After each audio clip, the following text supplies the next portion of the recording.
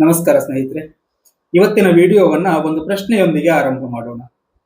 ನಿಮಗೆ ಯಾವುದಾದ್ರೂ ಒಂದು ಸಮಸ್ಯೆ ಬಂದಾಗ ಅದೇ ವಿಚಾರ ಮತ್ತೆ ಮತ್ತೆ ತಲೆಯಲ್ಲಿ ಓಡಾಡ್ತಾ ಇರ್ತದೆ.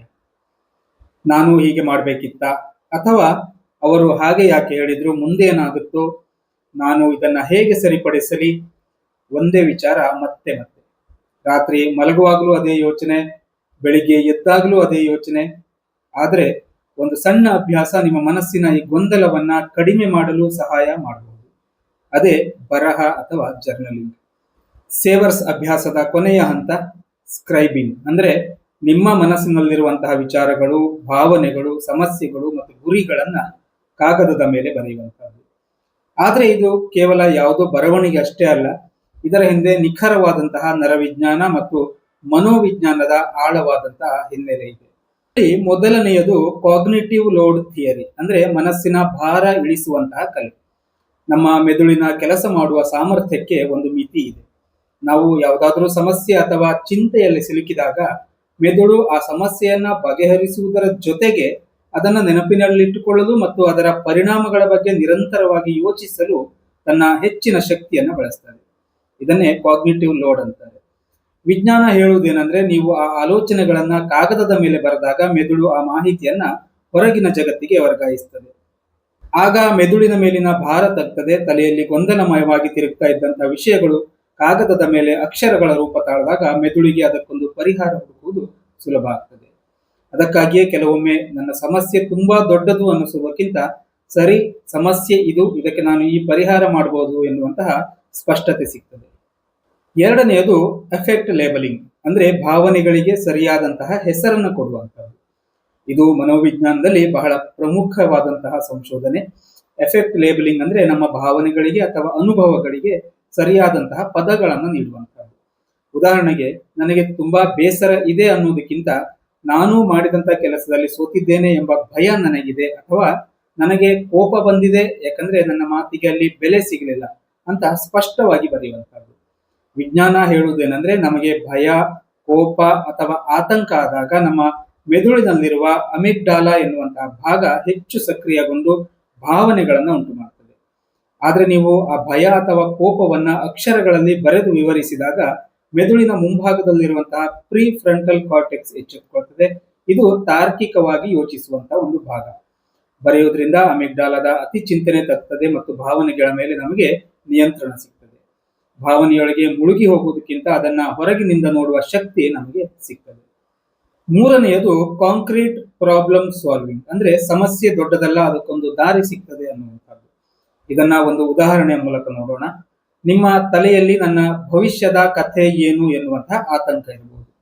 ಇದು ನೋಡಲು ಬಹಳ ದೊಡ್ಡ ಸಮಸ್ಯೆ ಅಂತ ಕಾಣ್ತದೆ. ಆದ್ರೆ ನೀವು ಬರೆಯಲು ಶುರು ಮಾಡಿದ್ರೆ, ನನ್ನ ಭವಿಷ್ಯದ ಬಗ್ಗೆ ಭಯ ಇದೆ. ಯಾವ ವಿಷಯದ ಬಗ್ಗೆ ಭಯ? ಹಣಕಾಸಿನ ವಿಚಾರದಲ್ಲಿರಬಹುದು. ನನ್ನ ಕೈಯಲ್ಲಿ ಈಗ ಏನು ನಿಯಂತ್ರಣದಲ್ಲಿದೆ, ಅಂದ್ರೆ ನನ್ನ ಖರ್ಚುಗಳು. ನಾನು ಇಂದು ಏನು ಮಾಡಬಹುದು? ಕೆಲವು ಅನಗತ್ಯ ಖರ್ಚುಗಳನ್ನ ಕಡಿಮೆ ಮಾಡಬಹುದು. ನೋಡಿ, ಮೊದಲು ಅದೊಂದು ದೊಡ್ಡ ಭಯ ಆಗಿತ್ತು, ಬರೆದ ನಂತರ ಅದು ಒಂದು ಸ್ಪಷ್ಟ ಸಮಸ್ಯೆ ಮತ್ತು ಅದಕ್ಕೊಂದು ಸರಳ ಪರಿಹಾರ ಸಿಕ್ಕೇ ಸಿಗ್ತದೆ. ಇದು ಯಾವುದೇ ಮ್ಯಾಜಿಕ್ ಅಲ್ಲ, ಆದ್ರೆ ಗೊಂದಲದ ಆಲೋಚನೆಗಳನ್ನ ಸರಿಯಾದ ದಾರಿಗೆ ತರಲು ವಿಜ್ಞಾನ ಸಹಾಯ ಮಾಡ್ತದೆ. ಇನ್ನು ನಾಲ್ಕನೆಯದು ಹ್ಯಾಂಡ್ ರೈಟಿಂಗ್ ಮತ್ತು ನ್ಯೂರಲ್ ಎಂಗೇಜ್ಮೆಂಟ್. ಇಂದಿನ ಡಿಜಿಟಲ್ ಯುಗದಲ್ಲಿ ಮೊಬೈಲ್ ಅಥವಾ ಕೀಬೋರ್ಡ್ ನಲ್ಲಿ ಟೈಪ್ ಮಾಡುವುದಕ್ಕೂ ಪೆನ್ ಕಾಗದ ಹಿಡಿದು ಕಾಗದದ ಮೇಲೆ ಬರೆಯುವುದಕ್ಕೂ ನಮ್ಮ ಮೆದುಳಿನ ಮೇಲೆ ತುಂಬಾ ವ್ಯತ್ಯಾಸ ಇರ್ತದೆ.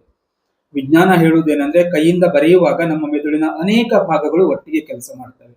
ಇದನ್ನ ಸೆನ್ಸರಿ ಮೋಟಾರ್ ಇಂಟಿಗ್ರೇಷನ್ ಅಂತಾರೆ. ನೀವು ನಿಧಾನವಾಗಿ ಕೈಯಿಂದ ಅಕ್ಷರಗಳನ್ನ ಮೂಡಿಸುವಾಗ ಬರೆಯುವ ಕ್ರಿಯೆಯು ಮೆದುಳಿನಲ್ಲಿ ಆ ಮಾಹಿತಿಯನ್ನ ಹೆಚ್ಚು ಆಳವಾಗಿ ದಾಖಲಿಸಲು ಸಹಾಯ ಮಾಡ್ತದೆ.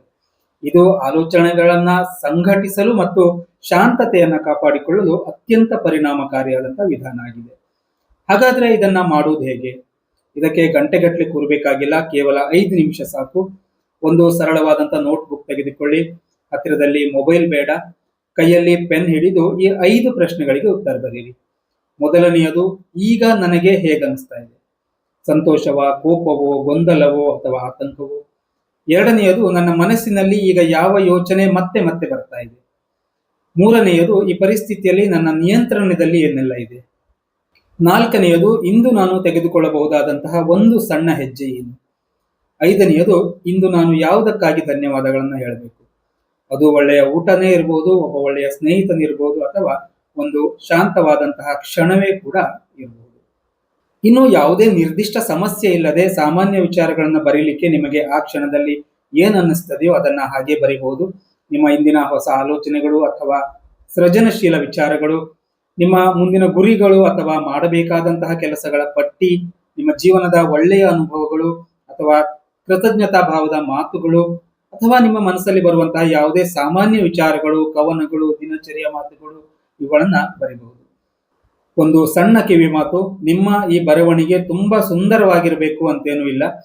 ವ್ಯಾಕರಣ ಸರಿಯಾಗಿರ್ಬೇಕಾಗಿಲ್ಲ, ಅಕ್ಷರಗಳು ಸುಂದರವಾಗಿರ್ಬೇಕಾಗಿಲ್ಲ, ಇದನ್ನ ಬೇರೆ ಯಾರಿಗೂ ತೋರಿಸಬೇಕಾಗಿಯೂ ಕೂಡ ಇಲ್ಲ. ನೀವು ಬರೆಯುವುದು ನಿಮ್ಮ ಸ್ವಂತ ಮನಸ್ಸಿನ ಶಾಂತಿಗಾಗಿ ಅಷ್ಟೇ.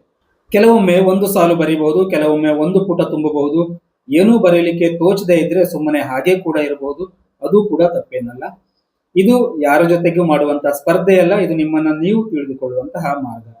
ಬರಹವು ನಿಮ್ಮ ಮನಸ್ಸಿನ ಗೊಂದಲಗಳನ್ನ ಹೊರಹಾಕಿ ನರವಿಜ್ಞಾನದ ಆಧಾರದ ಮೇಲೆ ಎಲ್ಲವನ್ನ ಸ್ಪಷ್ಟವಾಗಿ ನೋಡ್ಲಿಕ್ಕೆ ಸಹಾಯ ಮಾಡ್ತದೆ. ಒಂದು ಪೆನ್, ಒಂದು ಕಾಗದ, ಕೇವಲ 5 ನಿಮಿಷ. ಬಹುಶಃ ನಿಮ್ಮ ಸಮಸ್ಯೆಗಳು ಒಂದೇ ರಾತ್ರಿಯಲ್ಲಿ ಮಾಯವಾಗಿ ಹೋಗ್ಲಿಕ್ಕಿಲ್ಲ, ಆದ್ರೆ ಆ ಸಮಸ್ಯೆಗಳನ್ನ ನೋಡುವಂತಹ ನಿಮ್ಮ ದೃಷ್ಟಿಕೋನ ಖಂಡಿತವಾಗಿಯೂ ಬದಲಾಗ್ತದೆ. ಮತ್ತೆ ಕೆಲವೊಮ್ಮೆ ಸಮಸ್ಯೆಯನ್ನ ತಕ್ಷಣವೇ ಪರಿಹರಿಸುವುದಕ್ಕಿಂತ ಮುಖ್ಯವಾಗಿ ಅದನ್ನ ಸ್ಪಷ್ಟವಾಗಿ ನೋಡ್ಕೊಳ್ಳುವಂತಹದ್ದು ಅತ್ಯಂತ ಅವಶ್ಯಕವಾಗಿರ್ತದೆ. ಹಾಗಾದ್ರೆ ಇಂದೇ ರಾತ್ರಿ ಮಲಗುವ ಮುನ್ನ ಒಂದು ಕಾಗದವನ್ನ ತಗೊಳ್ಳಿ, ಒಂದೇ ಒಂದು ಪ್ರಶ್ನೆ ಬರೀರಿ, ಈಗ ನನ್ನ ಮನಸ್ಸಿನಲ್ಲಿ ನಿಜವಾಗಿ ಏನ್ ನಡೀತಿದೆ ಅಂತ. ಮತ್ತೆ 5 ನಿಮಿಷ ನಿಮಗಾಗಿ ಬರೀರಿ. ನಿಮ್ಮ ಮನಸ್ಸನ್ನ ಬದಲಾಯಿಸುವಂತಹ ಮೊದಲ ಹೆಜ್ಜೆ ಯಾವಾಗಲೂ ದೊಡ್ಡದಾಗಿರ್ಬೇಕಂತೇನಿಲ್ಲ. ಕಾಗದದ ಮೇಲೆ ಬರೆಯುವಂತಹ ಆ ಒಂದು ಸಣ್ಣ ಸಾಲು ಕೂಡ ಸಾಕು. ಮುಂದಿನ ವಿಡಿಯೋದಲ್ಲಿ ಇನ್ನೊಂದು ಹೊಸ ವಿಚಾರದೊಂದಿಗೆ ಮತ್ತೆ ಭೇಟಿಯಾಗೋಣ.